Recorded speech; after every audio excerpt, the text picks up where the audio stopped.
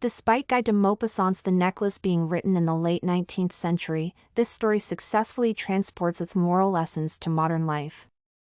The author engages symbolism around the main object of the story, the diamond necklace, and the deep character portrayal of two heroines to reveal the common deceptiveness of human appearance.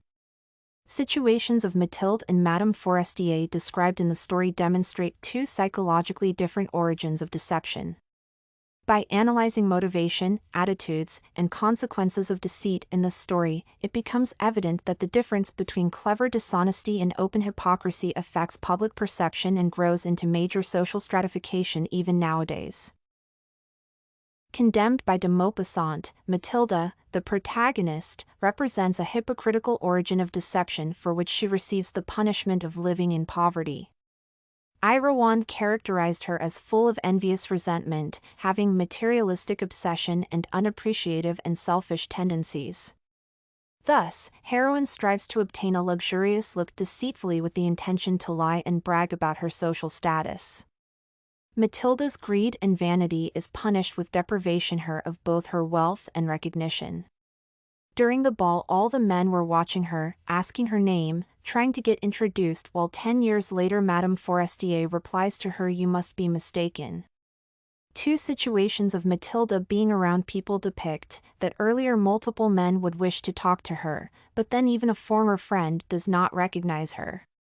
This strong contrast indicates the author's disapproval of her behavior and states the moral, vain deception is improper and socially unacceptable. On the contrary, in the story's ending, it is exposed that Madame Forestier has resorted to dishonesty regarding her possessions.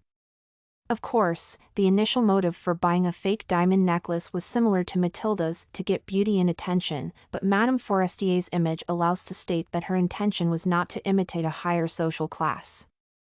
De Maupassant gives a description of her feelings in the end as deeply moved that shows her sincerity. Moreover, she admits the necklace being an imitation with notable ease, which indicates that Madame is not ashamed of this act.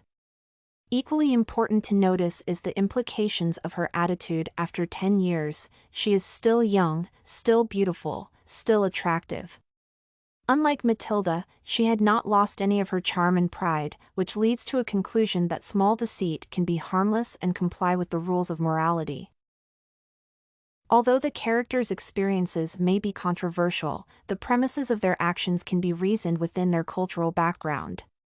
As de Maupassant lived in the 19th century France, for modern people most of his stories retain an exotic allure and characters and settings are strangely unfamiliar as those in any traditional folk tale. However, the social and psychological aspects of events convey reality, in this case, the high standard of life which brought the self-destruction of woman in French. The society of that time would require women to have a certain grade of outer beauty, unattainable without either wealth or its forgery. Interestingly, similar trends can be noticed these days with media promoting life standards beyond reach for most people. As a result, ladies continue to engage in deception commonly, which is considered both immoral and respective at the same time.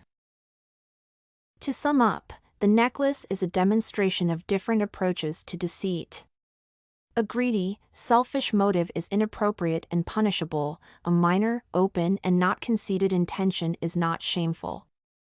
However, both of them are accepted by society and, therefore, inevitable throughout history and until the present day. The supposed lesson for the reader to learn is to be happy with things they have and not pursue goals they cannot reach.